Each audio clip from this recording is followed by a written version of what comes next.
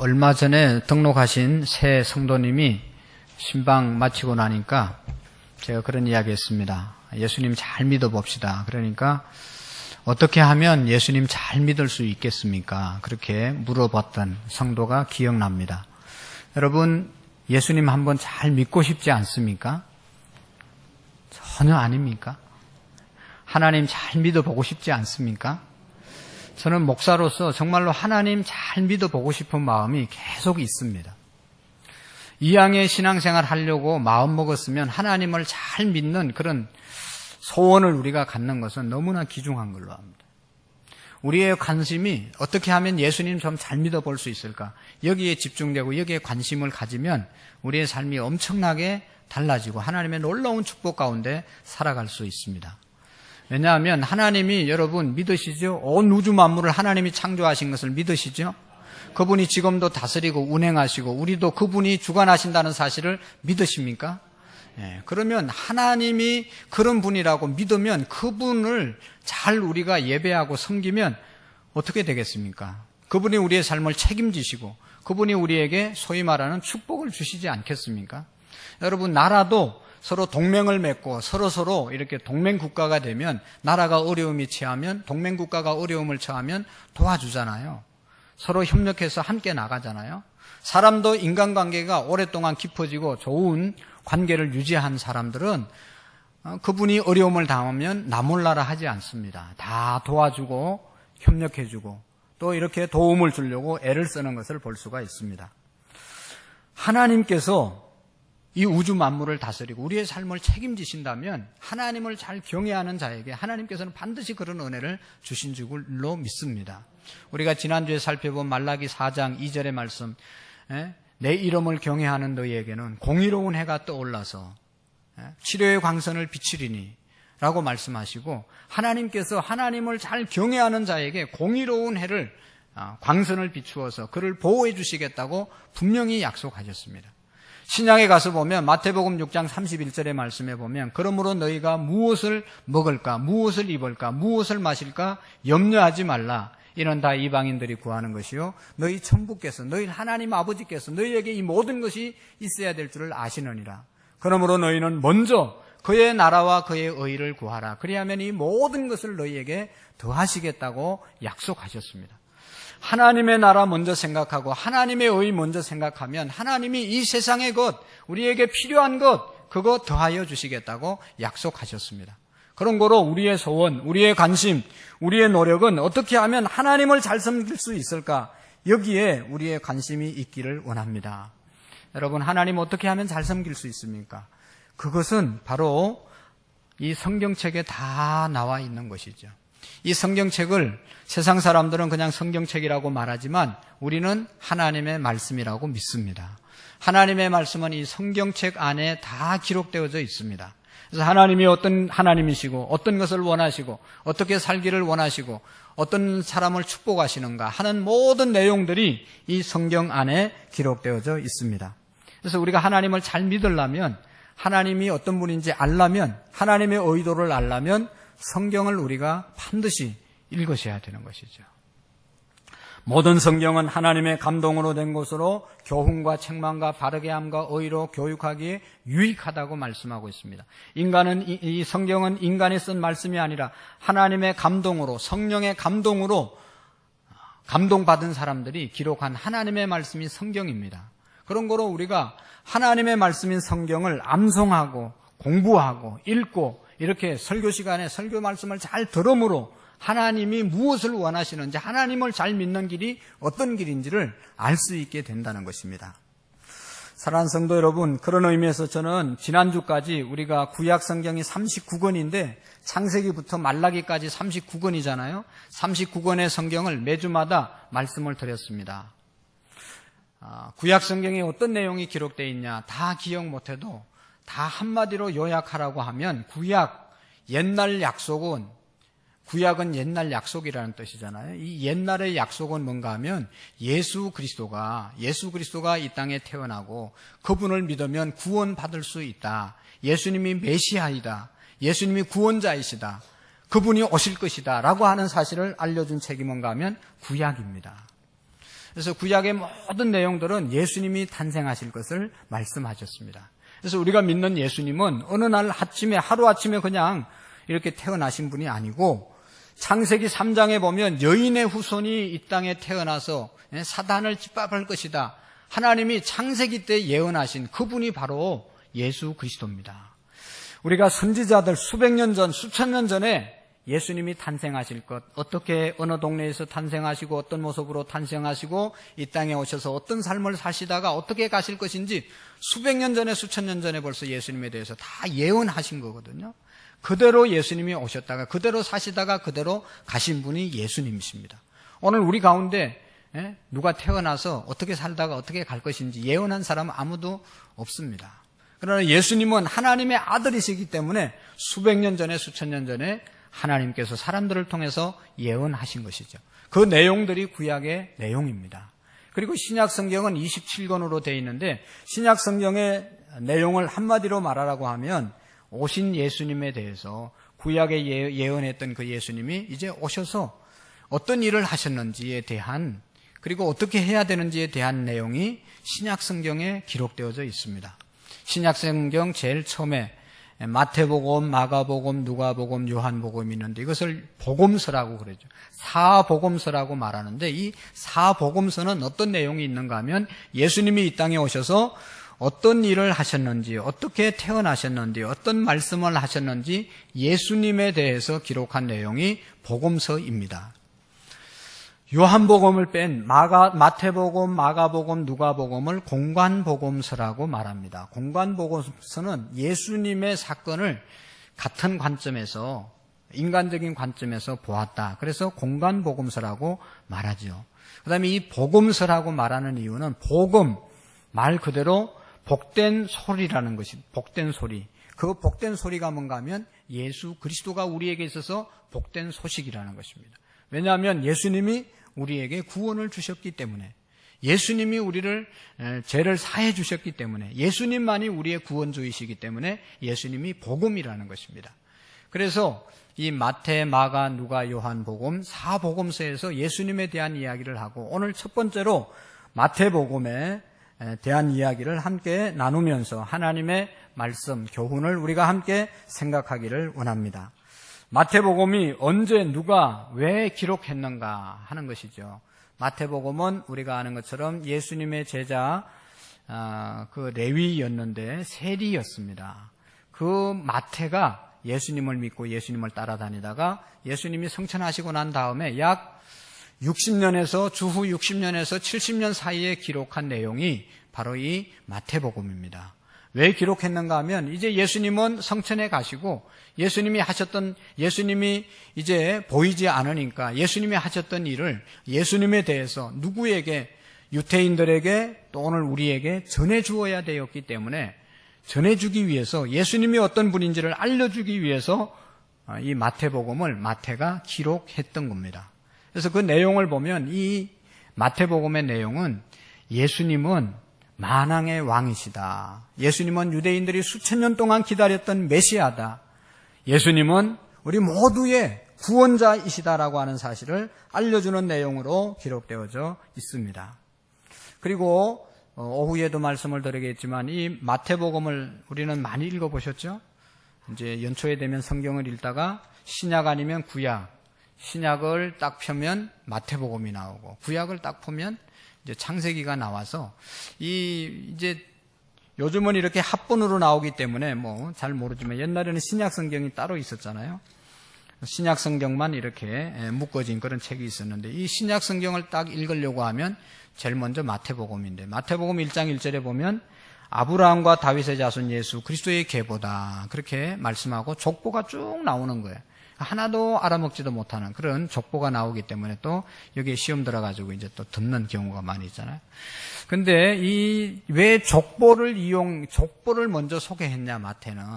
유태인들은 족보를 중요하게 여기고 이 예수님이 어떤 족보에서 태어났는지 하는 것을 알려주기 위해서 족보를 들어서 예수님을 소개했거든요. 그러니까 이스라엘 백성들이 가장 존경하는 신앙인, 믿음의 사람, 누구죠? 아브라함. 그 다음에 왕으로서는 가장 존경하는 왕이 다윗 왕입니다. 그러니까 예수 그리스도는 아브라함과 다윗의 자손 예수 그리스도의 계보라. 그들이 가장 존경하고 사모하는 믿음의 조상 아브라함, 그들이 가장 우러러보고 기다리고 있는 메시아 다윗의 후손이 바로 예수 그리스도이고 우리의 왕이시라는 것을 알려주는 책이 바로 이 마태복음입니다. 그러니까 이 마태복음을 우리가 읽으면서 예수님을 구주로 영접하는 그런 축복이 있기를 바랍니다. 그리고 오늘 말씀은 예수님께서 많은 좋은 말씀을 하셨잖아요. 근데 그 중에 마태복음 5장부터 7장까지 내용을 산상수훈이라고 말합니다. 이 산상수훈은 안 믿는 사람도 예수님의 말씀 인용할 때 많이 인용하는 좋은 말씀들이 정말로 이 황금 같은 말씀이 많이 기록되어져 있어요. 그 산상수훈의 마지막 결론으로 주시는 말씀이 이 12절의 말씀입니다. 그러니까 아주 중요한 말씀 중에 가장 중요한 말씀을 뽑으라고 하면 마태복음 7장 12절의 말씀을 우리가 뽑을 수가 있어요. 그게 뭔가 하면 그러므로 다 같이 무엇이든지 남에게 대접을 받고자 하는 대로 너희도 남을 대접하라. 이것이 율법이요 선지자니라. 아멘. 너무 쉽고 너무 잘 알고 있는 너무너무 많이 들었던 그런 말씀입니다.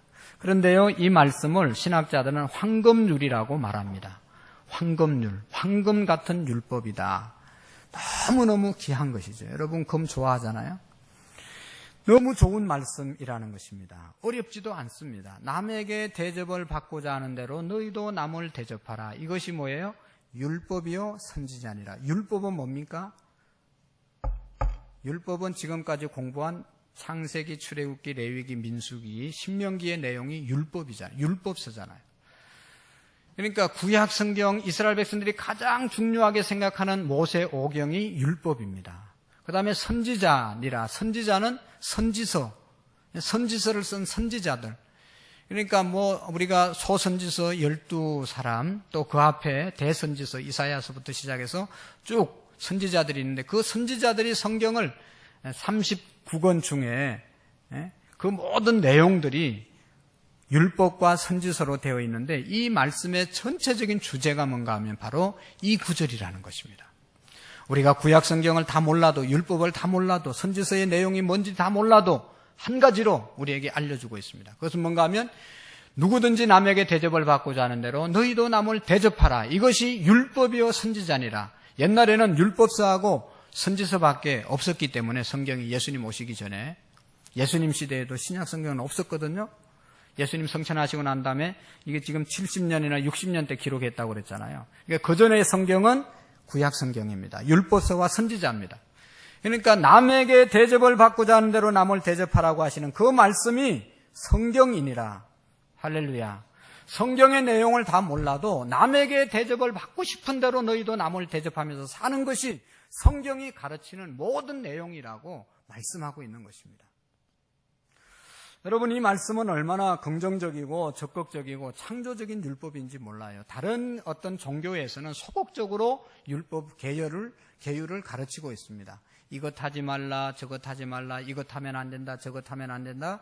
이렇게 가르쳤지 긍정적으로, 적극적으로, 창조적으로 예수님처럼 하라고 율법을 가르치는 사람은 예수님밖에 없습니다. 공자 선생님도 이런 말씀을 했다고 그래요. 자기가 원치 않는 일이면 남에게 하지 말라. 자기가 원하지 않는 것은 다른 사람에게도 시키면 안 된다. 이게 공자 선생님의 율법입니다.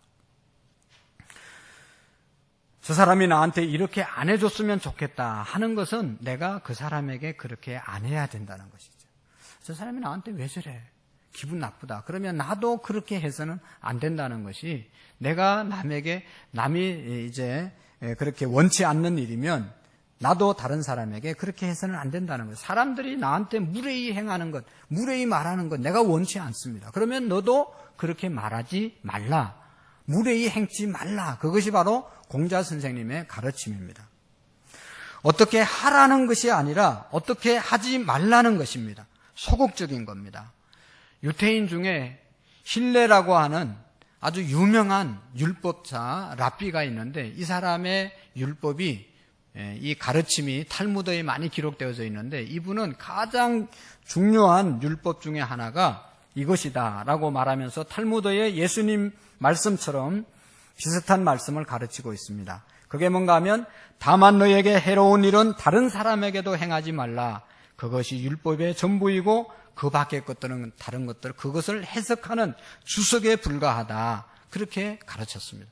역시 이 힐레도 소극적으로 가르쳤습니다. 네가 하기 싫거든 다른 사람에게도 하지 말고, 네가 싫은 것은 다른 사람에게도 절대로 그렇게 해서는 안 된다. 하지 말라고 하는 소극적으로 가르치고 있지만 예수님만은 적극적으로 가르치는 겁니다. 남이 해주기를 바라는 대로 너도 남에게 그렇게 하라는 것입니다. 안 하고 가만히 있지 말고 네가 대우받고 싶은 대로 네가 남에게 먼저 하라고 말씀하고 있는 것입니다.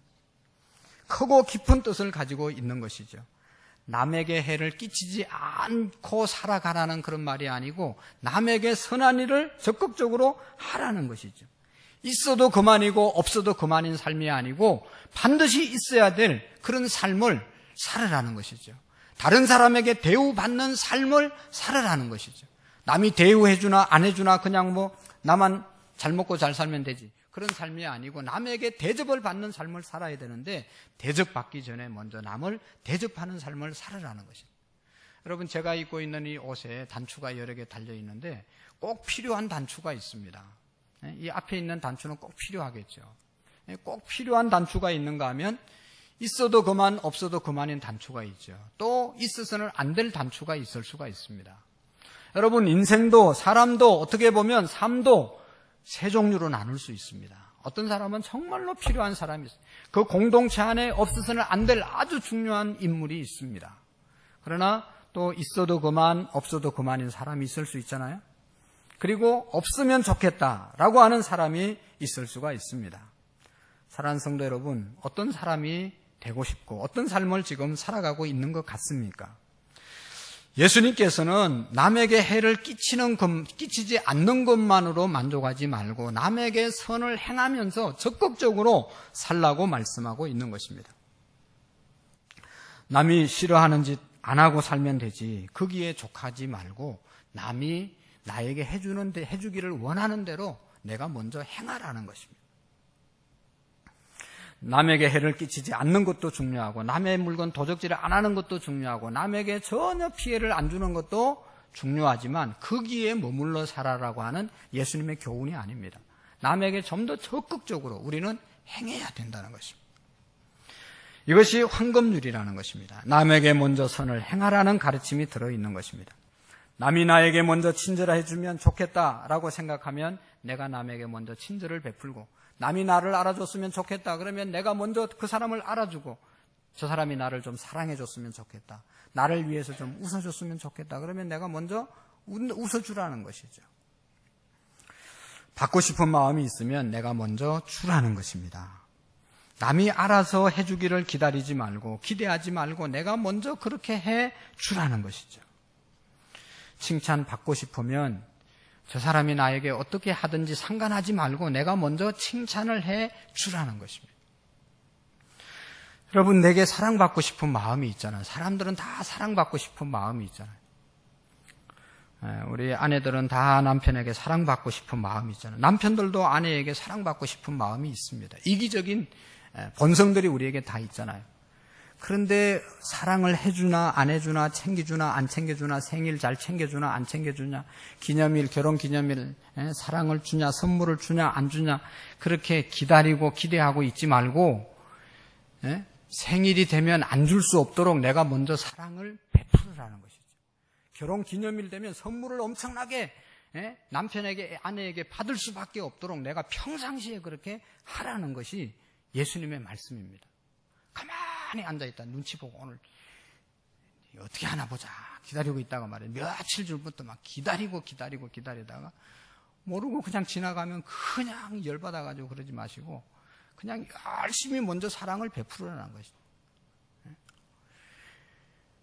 여러분, 남편에게 사랑받을 마음이 있으면 기다리지 말고 기대하지 말고 내가 먼저 그분이 나를 사랑할 수 있도록 사랑하라는 말씀이죠. 아내에게 사랑을 받으려고 내가 기다리지 말고 아내의 마음이 나에게, 남편에게 사랑할 수 있을 정도로 내가 먼저 사랑을 베풀으라는 말씀이 예수님의 말씀입니다. 사랑하는 성도 여러분, 솔직하게 한번 생각해 보십시오. 내가 저 사람의 사랑을 받지 못하는 것은 저 사람이 나에게 무관심해서 그런가? 아니라는 것입니다. 내가 저 사람에게 사랑 베푸는 것이 부족했기 때문에 저 사람이 내를 사랑을 안 해주는 것이라는 거예요. 내가 먼저 진실하게 사랑한다면 반드시 사랑을 받게 된다는 것입니다. 그런데 내 사랑 분량이 모자라는 것도 나의 사랑의 방법이 잘못된 것도 모르고 그저 사랑해주지 않는다고 원망하고 불평하고 시험에 들면 안 된다는 것이죠. 사랑받고 싶습니까? 그러면 내가 적극적으로 사랑을 해야 되는 것입니다. 사랑해서 사랑받으라. 그런 가르침이 오늘 남에게 대접을 받고자 하는 자는 남을 대접하라고 하신 말씀입니다. 자, 여기 보십시오. 그러므로 무엇에든지, 우리가 무엇에든지, 헬라어로 판다, 무엇에든지라고 하는 말의 뜻은 우리가 다 아는 것처럼 모든 것이라는 것입니다. 모든 것에 있어서 대접을 해야 된다는 것입니다. 예외가 없다는 것입니다. 내 위주로가 아니라 전체 위주로 이런 면에서 사랑하고 저런 면에서 사랑하지 않는다는 조건이 붙은 사랑을 말하는 것이 아닙니다. 골라서 사랑하고 골라서 대우해 주는 게 아니고 모든 것에 있어서 내가 대접을 하라는 것이죠. 원수까지도 사랑하라는 것입니다. 누구든지 어디서든지 언제든지 남에게 대접을 받고자 하는 대로 그렇게 하라는 것이죠. 사람이라면 누구나 저 사람이 나에게 이렇게 해줬으면 하는 그런 생각들이 다 있습니다. 누구를 대하든 어떤 것을 대하든 그런 생각들이 다 있습니다. 그러므로 그런 생각이 있거든 내가 먼저 남에게 그렇게 대해주라는 것입니다. 저 사람이 나한테 친절히 대해줬으면 좋겠다. 그런 생각을 하면 내가 먼저 친절히 대해야 된다. 저 사람이 나에게 선을 베풀어줬으면 좋겠다. 그런 바람이 있거든 내가 먼저 그분에게 선을 베풀어야 된다는 것입니다. 성가대원들, 여러분 지휘자에게 바람이 있죠. 없습니까? 지휘자가 좀 나만 좀 더 잘 가르쳐주고 알아줬으면 좋겠다. 그러면 그렇게 먼저 하라는 것이죠. 그러면 그렇게 되는 것이죠. 모든 면에 있어서 가정에서 부부관계, 부모 자식 간에 교우 간에 모든 면에 있어서 그렇게 하라는 것이죠. 무엇에든지 모든 것에. 두 번째로 뭐예요? 여기 말씀해 보면 남에게 대접을 받고자 하는 대로 너희도 남을 대접하라. 대접이라는 말이 있는데 헬라어로 포이에오. 이 대접은요.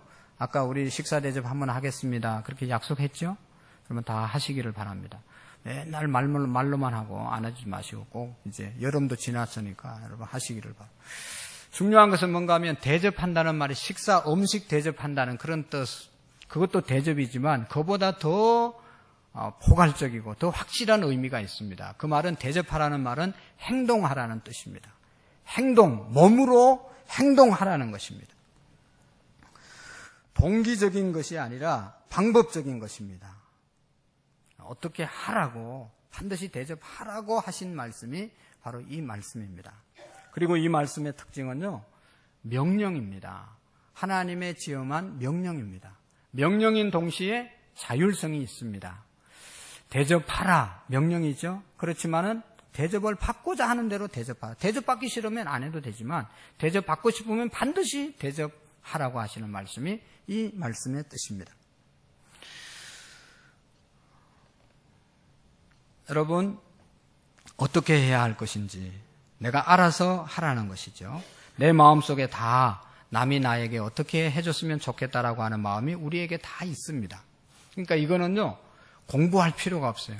내가 다른 사람을 어떻게 대접할 것인가 공부할 필요가 없이 이미 다 알고 있는 내용입니다. 저 사람이 내게 어떻게 대해주기를 원하는 그 마음대로 내가 그 사람에게 대해주면 된다는 것이죠. 무시를 받고 싶으면 그렇게 무시하면 무시당할 수밖에 없습니다. 그러나 내가 정말로 대우받고 싶으면 내가 먼저 대우해주면 그분이 나를 대우해준다는 것이죠. 누구나 남에게 대접받고자 하는 마음이 있기 때문에 남이 나를 이렇게 대해줬으면 좋겠다 하는 그런 마음이 있기 때문에 자율성을 띠고 네가 생각하는 대로 그렇게 행하라는 말씀인 것입니다. 이제 앉아서 생각만 하면 됩니다. 우리는 다 하나님 자녀로 거듭났기 때문에 세상 사람보다 훨씬 더 하나님의 형상이 회복되고 악한 마음들이 없습니다. 그래서 다 선한 마음들이 우리 속에 있기 때문에 하나님의 형상이 우리 마음 가운데 있기 때문에 어떻게 대해줬으면 좋겠다고 하는 마음이 우리에게 다 있습니다. 그대로 우리가 행하라는 것이죠. 여러분, 어떻게 대해줬으면 좋겠습니까? 여러분 물어보시기를 바랍니다. 이웃에게, 집사님, 내가 집사님 어떻게 했으면 좋겠습니까? 남편에게 어떻게 대해줬으면 좋겠습니까? 우리 교우 관계 어떻게 대해줬으면 좋겠습니까? 어떻게 대우했으면 좋겠습니까? 물어볼 수 있습니다. 그러나 여러분, 이 심리학자들의 말에 의하면 모든 사람들이 바라는 세 가지 마음이 있다고 그래요. 그 첫 번째가 뭔가 하면 모든 사람은 이해받기를 원한다는 겁니다. 내 마음을 누가 이해해 주기를 바라는 그런 인정을 받고 싶은 마음이 있다는 겁니다. 내 처지를 알아줬으면 하는 그런 마음들이 우리에게 있다는 겁니다. 이해라는 말은 다른 말로 말하면 상대방의 말을 끝까지 들어주고 받아줄 수 있는 사람이 있기를 원한다는 것이죠. 우리의 가정사, 나의 어려움, 나의 좋은 일, 어떤 일이든지 내 말을 정말로 끝까지 잘 들어주고 비밀을 지켜주고 정말로 그렇게 할 사람이 우리에게는 필요하다는 것이죠. 우리가 말을 내 마음에 어려움이 있어도 못하는 이유가 뭡니까? 그 말을 하고 나면 저 사람이 나를 무시할 것 같고 저 사람이 나를 멸시할 것 같고 옛날에 그렇게 안 봤는데 저 사람 형편없는 사람이라고 생각할 것 같기 때문에 우리가 털어놓지 못하는 속사정이 많이 있을 수가 있습니다. 정말로 내 마음속에 있는 그대로 말을 다 털어놓아도 통할 수 있는 사람, 그런 사람을 우리는 원하고 있습니다. 사랑하는 성도 여러분, 내게 있는 모든 것을 말하고 그 다음에 평안할 수 있는 그런 사람이 있으면 얼마나 좋겠습니까? 나를 그렇게 이해해 줄 수 있는 사람을 만나면 그 사람은 얼마나 행복하겠습니까? 우리는 내 모든 것을 누구에게인가 털어놓고 이해받고 싶은 마음이 있습니다.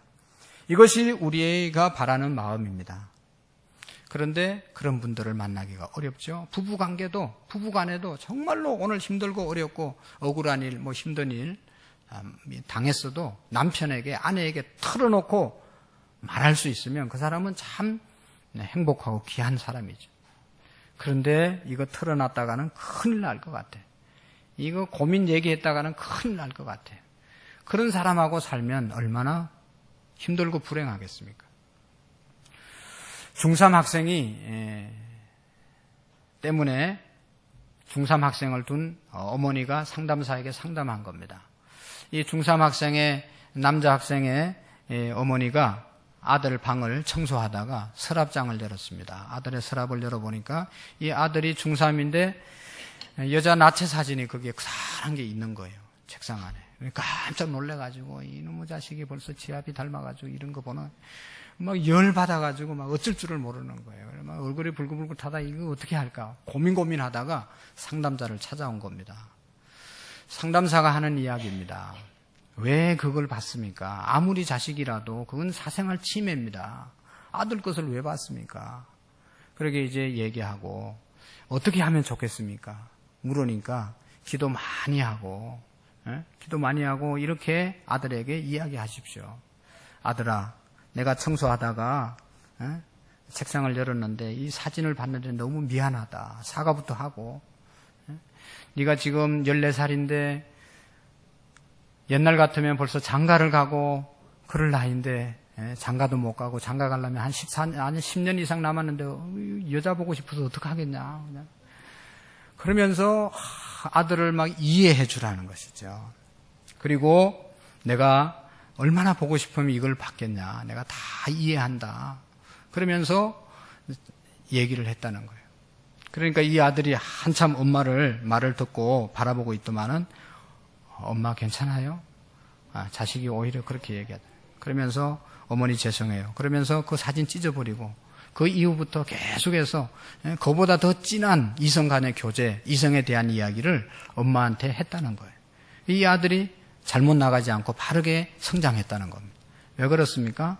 그 정말로 고민스러운 얘기도 이 어머니가 다 받아주었기 때문에 야, 우리 엄마는 나를 이해해주고 나를 받아주고 나를 다 용납해주는구나. 내 고민을 알아주는구나. 그렇게 생각하고 생활을 했기 때문에 이 자식은 너무너무 행복한 청소년기를 보냈다는 겁니다.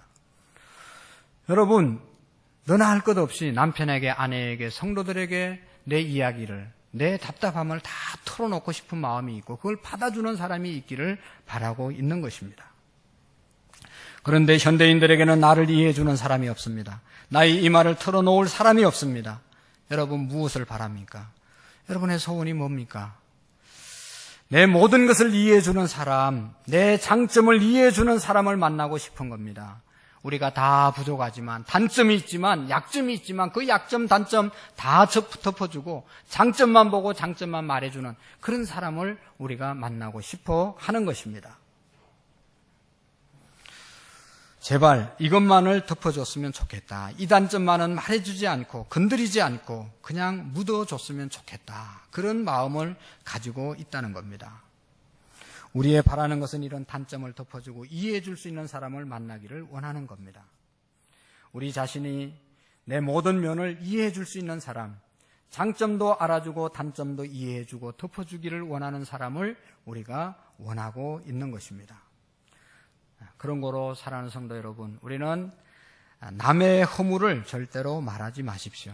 아무리 가까운 부부이고 아무리 가까운 성도와의 관계라도 가까울수록 우리가 약점과 단점을 또 이야기한다든지 덜추어낸다든지 그렇게 하지 말고 본인이 얘기하기 전까지는 우리가 이해해주고 덮어주고 좋은 말만 할 수 있어야 되는 것입니다.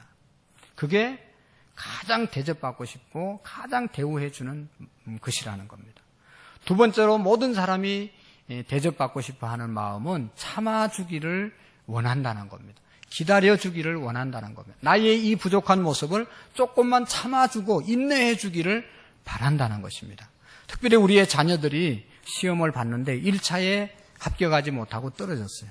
그러면 어떻게 합니까? 첫 번에 그냥 다 평가해가지고 너는 절대로 안 된다. 그렇게 내몰지 말고 자식들은 다시 더 기다려주기를 바라고 다시 부모님이 인내해주기를 원하고 참아주기를 원한다는 것입니다. 기다려줄 줄 아는 사람이 좋은 사람입니다. 시간은 얼마든지 있으니까 다시 도전해봐라. 다시 시작해봐라. 그렇게 말해주는 사람이 좋은 사람이죠. 그런데 여러분, 우리는 그렇지 못할 경우가 많습니다. 단번에 평가하고 또 다 너는 틀렸어, 너는 망했어, 너는 끝났어 쉽게 말을 합니다. 여러분, 세상에서 제일 듣기 싫은 말이 뭡니까? 바로 실망했다는 말 아닙니까? 나 너한테 실망했어. 나 당신한테 실망했어. 아직도 기회가 많이 남아있는데 한순간에 말은 쉽지만 그렇게 쉽게 할 말이 아니죠. 여러분, 실망했다고 하는 말은 이 실망했다는 말을 하고 난 다음에 사랑받기를 우리가 기대해서는 안 됩니다. 그 말을 하는 순간 완전히 다 깨어지는 겁니다. 절대로 사랑은 낙심이, 절망이 없기 때문입니다. 그래서 우리 선조들은, 신앙의 선배들은 혹시 말이 씨가 될까봐 정말로 해서는 안 될 말들을 가려서 했던 겁니다. 아무리 괴롭고 힘들어도 당신한테 실망했다는 말, 끝났다는 말, 그런 말은 삼가해야 되는 것이죠. 요즘 너무 똑똑한 사람들이 입에서 너무 쉽게 실망했다는 말을 하는데 이건 아주 잘못된 것입니다. 상대방의 마음에 못을 박는 것이고 아주 마음을 닫게 하는 말이죠. 매사에 우리가 기다려줄 줄 알아야 합니다. 우리는 상대방에 대해서 상대방이 참아주기를 기다리지 않습니까? 내가 좀 못해도 이해해주고 좀 기다려주기를 바라고 있지 않습니까? 그러니까 나도 상대방에게 참아줄 수 있어야 된다는 것입니다. 오래오래 기다려 주어야 합니다. 여러분, 우리가 잘 아는 탕자의 비유가 있잖아요. 하나님 아버지는 탕자가 돌아오기를 계속 기다리고 돌아왔을 때 아무 말도 하지 않고 받아준 사람이 아버지라는 것입니다. 만약에 이 탕자가 돌아왔을 때 너 지금까지 뭐하고 있었냐? 너 지금 가지고 나간 돈 얼마나 어떻게 했냐? 너 장가는 갔냐? 뭐 이렇게 아버지가 묻고 따졌으면 이 아들은 돌아왔다 다시 더 멀리 도망갔을 거예요. 그러나 있는 그대로 다 받아주고 참아주고 기다려주었습니다. 아들이 돌아올 때까지 참고 기다렸던 것이 바로 아버지의 마음이었습니다. 돌아왔어도 과거를 묻지 않았습니다. 물을 필요가 없었습니다. 여러분, 예수님께서 말씀하십니다. 제자들에게 너희들이 지금 내가 가르치는 교훈, 내가 하고 있는 이 일들을 다 이해하지 못하지만 나중에는 알리라. 예수님께서 왜 스승이 되어서 제자들의 발을 씻겨주고 이렇게 추한 사람들과 함께 다니고 왜 예수님이 하나님의 아들이라면서 이런 일을 합니까? 라고 원망했을 때 지금은 너희들이 알지 못하지만 내가 떠나고 나면 너희들이 다 이해할 때가 올 것이다. 그때까지 예수님께서는 계속해서 제자들에게 이해하지 못하는 제자들에게 참으면서 가르쳤다는 것이죠. 그리고 예수님이 성천하시고 난 다음에 제자들이 예수님이 주신 교훈들을 새록새록 깨닫고 그 교훈을 받아서 실천하며 살았던 것이죠. 저는 생각합니다. 오늘 이 자리에 있는 저와 여러분들이 만약에 하나님이 참아주시지 않았다면 이 자리에 있을 사람이 아무도 없죠. 우리가 죄짓을 때, 우리가 범죄할 때 그때 하나님이 벌을 내리시고 그때 우리를 혼냈으면 이 자리에 있을 사람이 아무도 없죠. 그때도 하나님은 회개하기를 기다리시고 참아주셨기 때문에 오늘 저와 여러분들이 이 자리에 있는 줄로 믿습니다. 때문에 우리는 참아줄 줄 알아야 돼요. 기다려줄 줄 알아야 된다는 것입니다. 세 번째로 우리가 대접받고 이제 인정받고 싶은 것은 누구나 존경받기를 원한다는 겁니다. 내 존재가 인정받기를 원한다는 것입니다. 너나 할 것 없이 우리는 다 부족합니다. 내가 얼마나 부족한 존재인지 너무너무 잘 알아요. 그렇지만 다른 사람이 나를 넌 부족해, 너는 뭐 필요 없어, 너는 뭐 무능해 그렇게 대우받기를 원하는 사람은 한 사람도 없다는 거예요. 내가 부족하고 내가 무능한 건 너무너무 잘 알지만 그래도 모든 사람들 앞에서는 너는 필요한 사람이고 너는 할 수 있는 사람이고 너는 이런 존재다라고 하는 존재를 인정받기를 원한다는 것입니다. 여러분, 무시를 당하면 우리는 인격을 가진 존재이기 때문에 아주 우리는 싫어합니다. 다 존경받기를 원하시는 것이죠. 그러니까 여러분, 남에게 인정을 받기를 바라기에 앞서 먼저 내가 남을 인정해 주라는 것이죠. 내가 부족하지만 대우받기를 원하고 존경받기를 원하기 때문에 다른 사람이 뭐라고 하기 이전에 내가 먼저 인정해 주고 존중해 주라는 것이죠. 쓸모 있는 사람이라고 인정하시고 너무너무 귀한 사람이라고 인정해야 된다는 것이죠. 예수님께서도 이 땅에 오셔서 귀신 들린 사람, 정말로 불치병에 걸려서 사람 노릇하지 못하는 사람들 찾아가서 이들도 아브라함의 자손이다.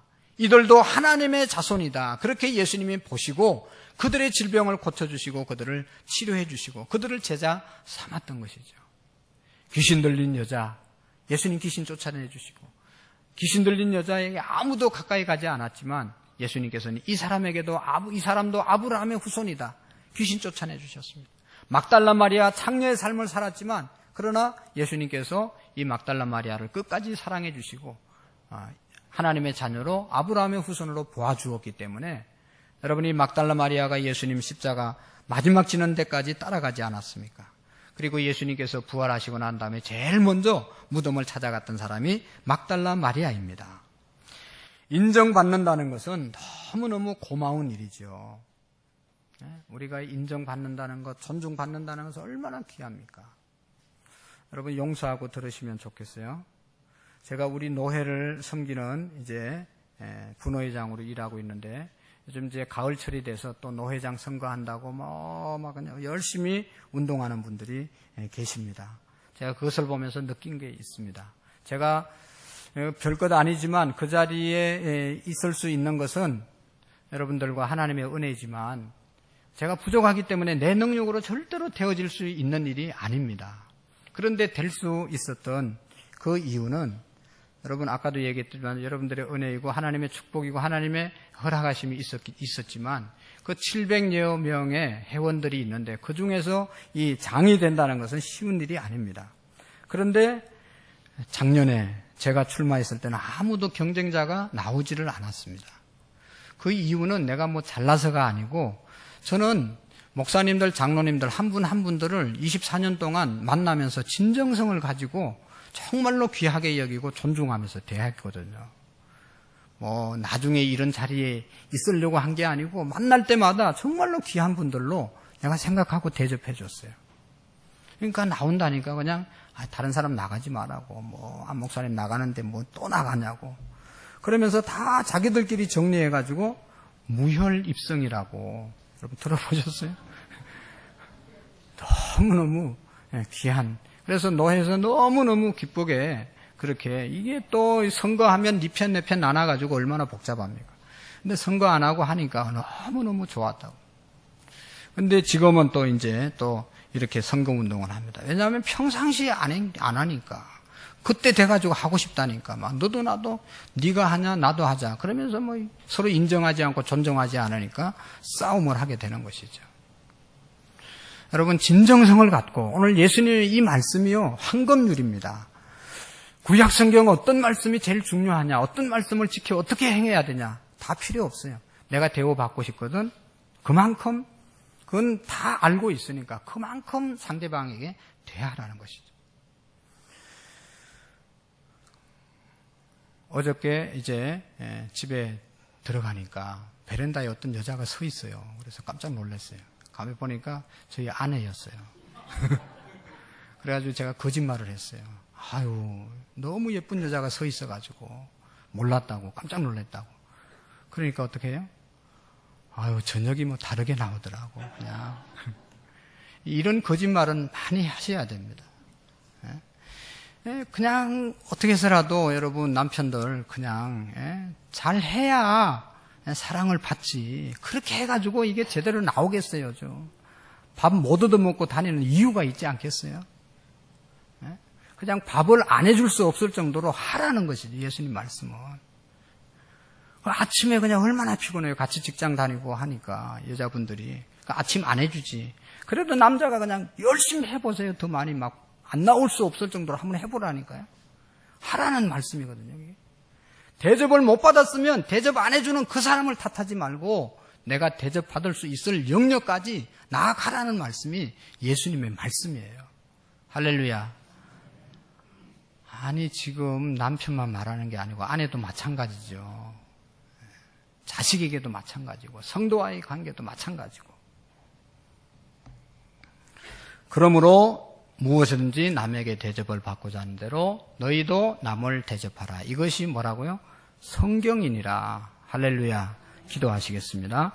하나님 아버지 감사합니다. 오늘도 대접받고 싶은 모든, 사랑받고 싶은 모든 우리의 마음들이 그 자리에 머물지 않고 다른 사람이 그렇게 해주기를 바라지 않고 내가 먼저 적극적으로 우리 교회 안에서, 가정 안에서, 우리의 공동체 안에서 그렇게 행할 수 있는 예수님 말씀을 잘 따라 순종할 수 있는 자들로 축복해 주옵소서. 예수님의 이름으로 감사하며 기도하옵나이다. 아멘.